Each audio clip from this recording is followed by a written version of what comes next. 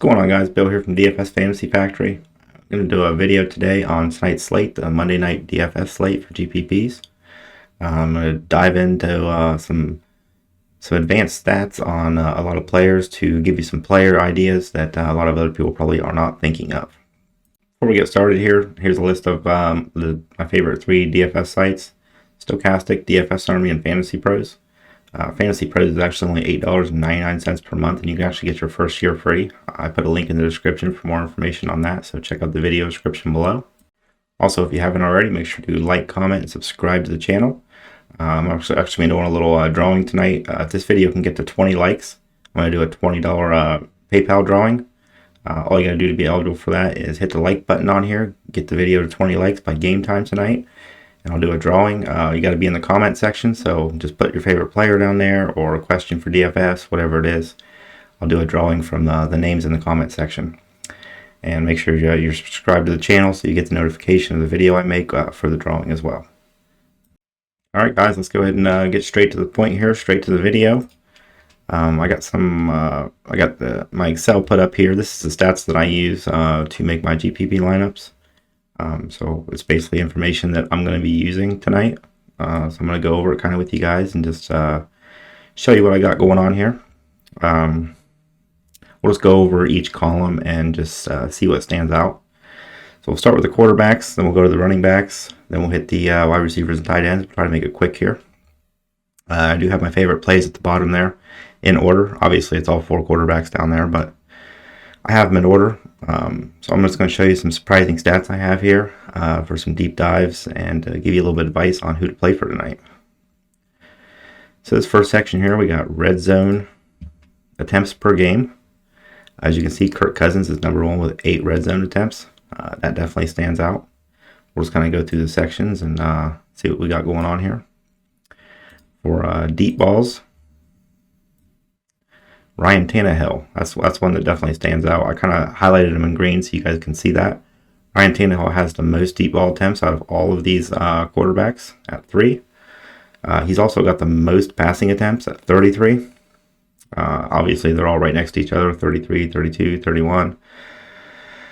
There's nothing too much with the pass attempts, but it is kind of surprising that Ryan Tannehill's up there when he's got Derrick Henry running the ball as well. So we got air yards over here. And the quarterback throwing the most air yards is also Ryan Tannehill.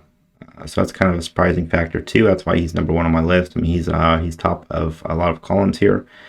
Which obviously he's not the best quarterback on the slate, but he's very cheap. And with him having a lot of air yards, a lot of deep ball attempts, a lot of pass attempts, I think that in a negative game strip, because they are the underdog tonight, I think that's going to be a good play. We'll check out the passing yards per game. That's obviously going to be Josh Allen, 297. They're all in the 200s at least, 240 and above. Jalen Hurts at the bottom. Ryan Tannehill's the 3rd from the bottom. Kirk Cousins 2nd. I mean, that's not too big of a surprise there. Kirk Cousins and Josh Allen are the best passers. Pace of play. That's how fast these teams play. So there's going to be more plays to go around, more passing attempts, more rushing attempts.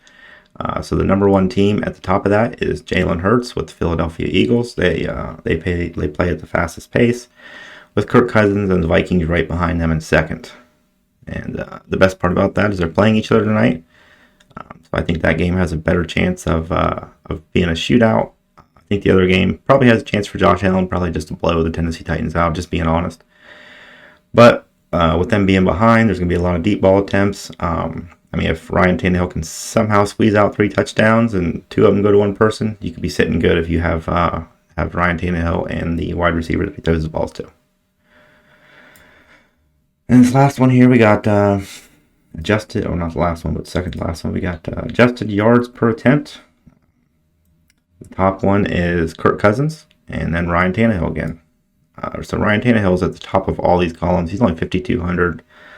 Just seems like a great, nice GPP play. He's lowest ownership. He's only like 7% owned or something like that. I actually have it down here at the bottom. Yeah, he's 7.9% owned. Or projected ownership, sorry. And then obviously the last column, we got the carries per game. The #1 is Jalen Hurts. #2 is Josh Allen. Big surprise, huh? Ryan Tannehill had 2 rushes, so if he can rush one in for you tonight, I mean, that'd be great as well. You do Ryan Tannehill and one of his pass catchers, and he rushes one in and throws 2 touchdowns to the pass catcher. That would be awesome. But I mean, obviously, Josh Allen, Jalen Hurts. Jalen Hurts has 7 more rushing carry attempts than Josh Allen. So, I mean, Jalen Hurts is obviously a great play as well. Josh Allen's going to be the highest owned. I think his ownership's like 42%. Hopefully you guys can see that when I click on them. The boxes here. Down here at the bottom, we got Josh Allen, 7,800, ownership 42%. So we're going to go over the favorite plays here real quick. We got Ryan Tannehill at the top, 5,200, 7.9% ownership, very cheap. He's got 3 deep balls, most pass attempts, 305 air yards, which is just absolutely amazing. Second highest yards per attempt, and the only downfall is that they're playing the best defense in the league, the Bills, so it's going to be a total shit show regardless. And we got Jalen Hurts, my second favorite, 7,100, 26% owned. He had 17 carries, 4 red zone attempts, so they're throwing the ball in the red zone, that's great. And also he's got the rushing attempts as well, so he can run it in, throw it in. Then we got the highest pace of play as well. Then we got Kirk Cousins and Josh Allen. I won't say too much about them since they're the bottom 2. Go ahead and move on to, let's see here, running backs.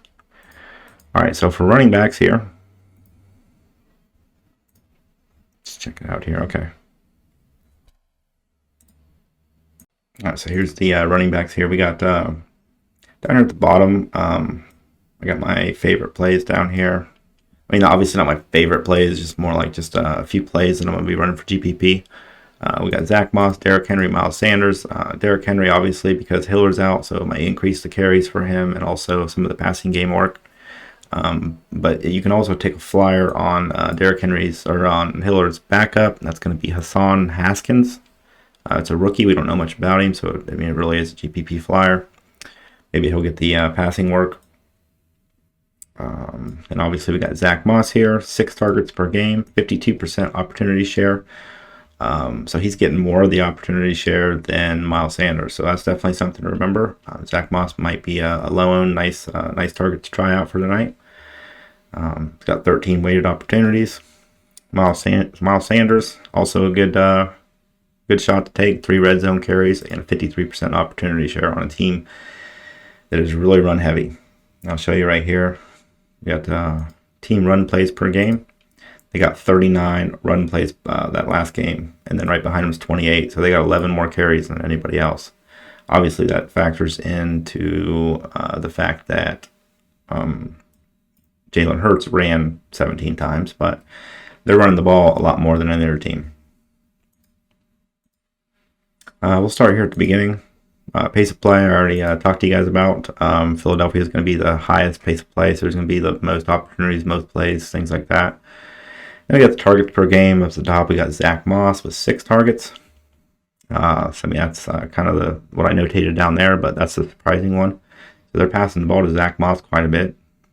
And we got Kenneth Gainwell with 4 targets as well, so that was definitely very. I'm marking them green for the ones that are kind of surprising and would be a good shot for GPP. The ones that I leave white like that are just it's only because, I mean, that's obvious. We all know Dalvin Cook's catching some balls. He might catch more than 5 tonight. So we'll go ahead and move on. Zach Moss and Kenneth Gainwell were the noteworthies for the targets per game. Carries per game. It's going to be Derrick Henry because he's the highest on the board and his backup's not going to be playing. So that's like a kind of a double thing that his carries could go up and his opportunities. And then we got Dalvin Cook right behind that. No big surprise at all. Miles Sanders, 3rd place at all these running backs.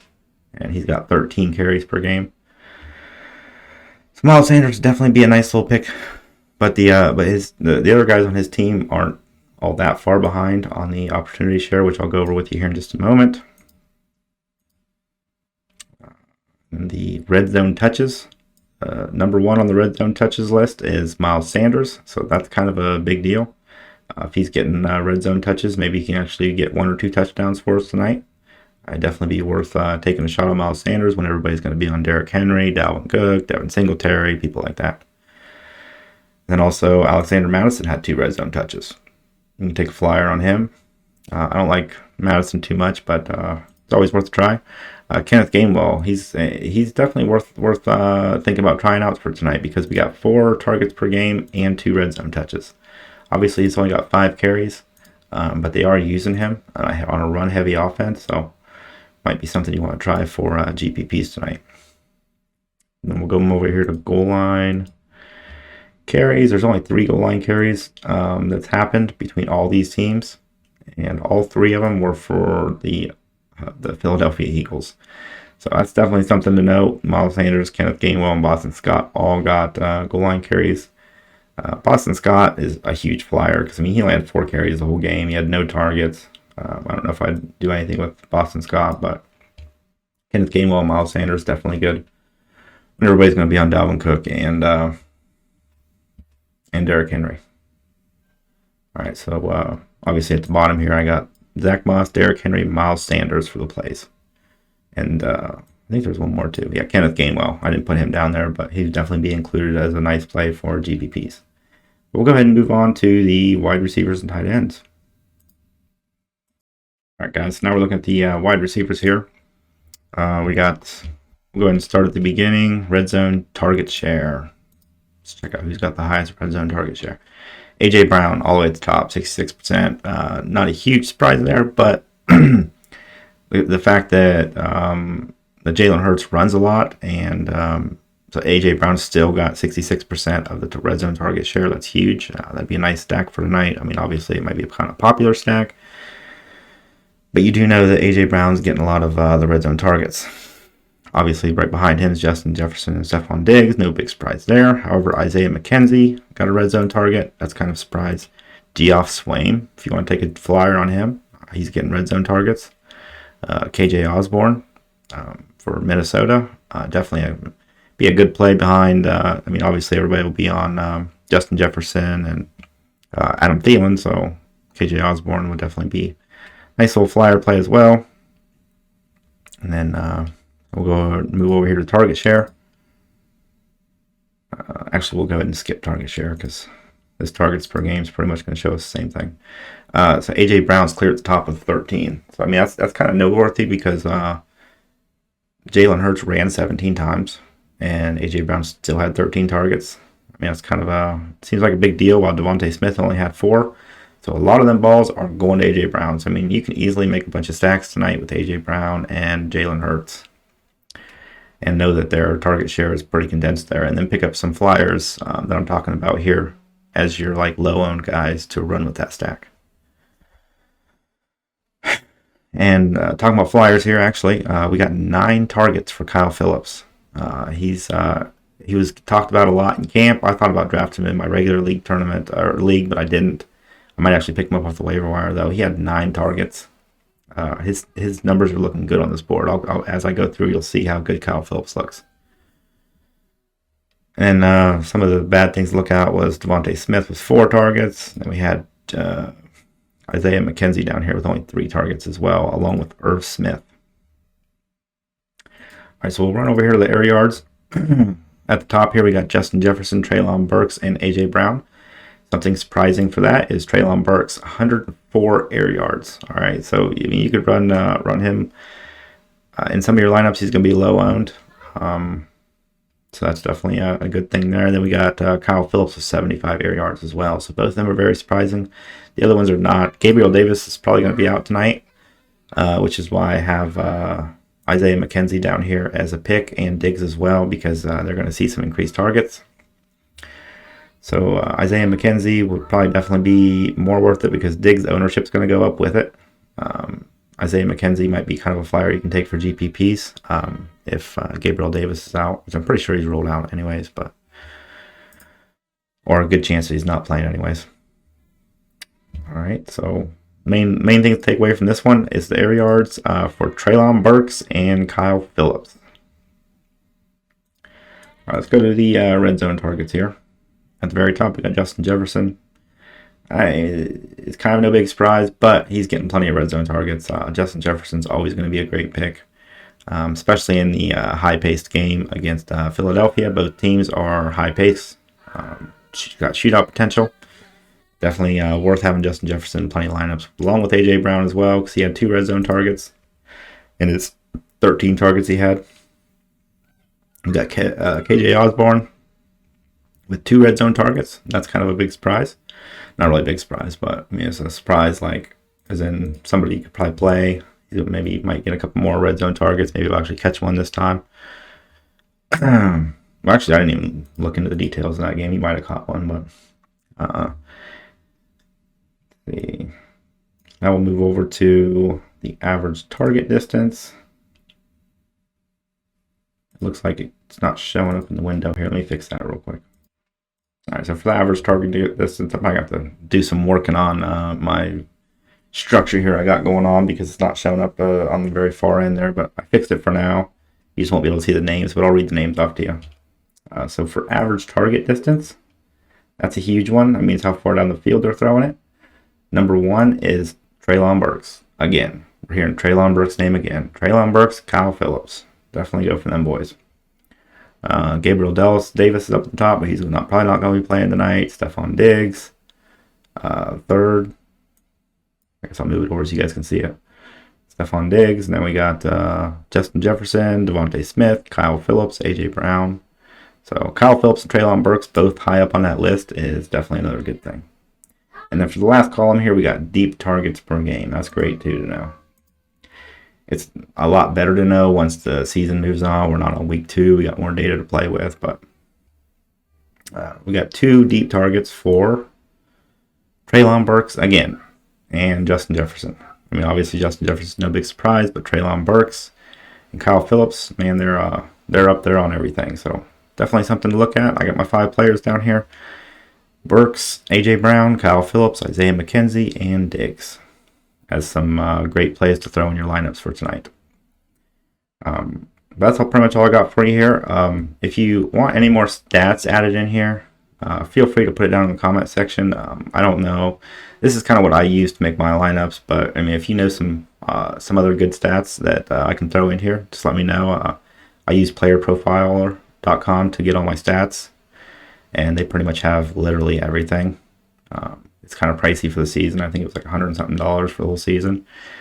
But if there's anything you guys want to know, any stats or anything you want me to start including in these videos, put it in the comment section below. I have no problem with that, throwing some stuff in there if it's helpful for us to win some GPP tournaments or DFS tournaments. But I think that's all I got for you today. Good luck, everybody. Don't forget to hit that like button to get it up to 20 likes for before game time tonight, and I'll do that $20 drawing. This is obviously I don't have a big channel, so and there might only be 20 comments in the comment section, so that's a pretty good chance you can win that $20 drawing. So make sure you hit that like button, hit that subscribe button, and hit the bell notification as well, so you get notified when I make the video for the drawing. And then put a comment in the comment section, because the drawing will be from the names in the comment section. But good luck to everybody, and have fun.